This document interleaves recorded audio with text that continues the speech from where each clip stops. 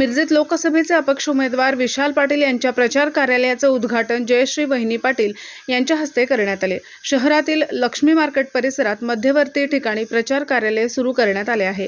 या ठिकाणी मिरजेतील अनेक माजी महापौर, माजी नगरसेवक आणि काँग्रेसचे पदाधिकारी मोठ्या संख्येने उपस्थित होते। यावेळी बोलताना जयश्री वहिनी यांनी विशाल पाटील यांना मोठ्या मताधिक्याने विजयी करण्याचे आवाहन करण्यात आले। तसेच विशाल पाटील यांच्यावर अन्याय झाला म्हणूनच त्यांनी बंडखोरी केली आहे आणि जनतेची तीच मागणी असल्यामुळे सर्वजण विशाल पाटील यांच्या पाठीशी असल्याचे त्यांनी सांगितले।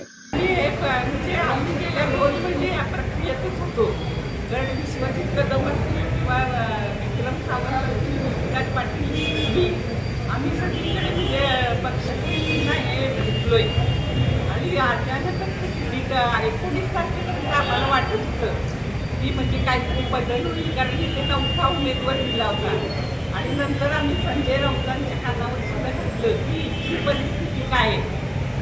पण तरीसुद्धा म्हणजे हे मला वाटतं षडयंत्र आहे।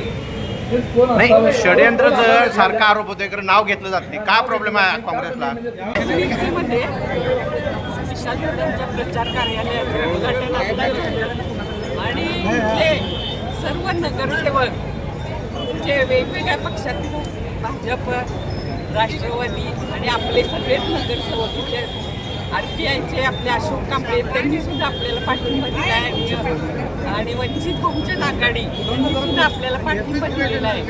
त्यामुळे येत्या 7 तारखेला जेव्हा मतदान होईल तर आपली जी जनता आहे, जिल्ह्याचे सगळे लोक किंवा सांगली जिल्ह्यातले सगळे हे आपल्याला निश्चितच मतदान विशालदादांना मताने निवडून आणले असं मला वाटतं। आणि येत्या म्हणजे आपल्याला वेगळं चिन्ह मिळालंय, पण हे चिन्ह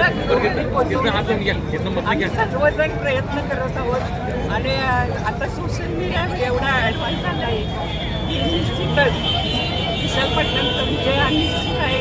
आणि आम्ही सर्वजणांना जे ही जनतेने हातात घेतलेली निवडणूक आहे आणि गेले 2 महिने आपण बघतोय की ही निवडणूक आपल्याला TV वर, सोशल मीडियावर दिसते।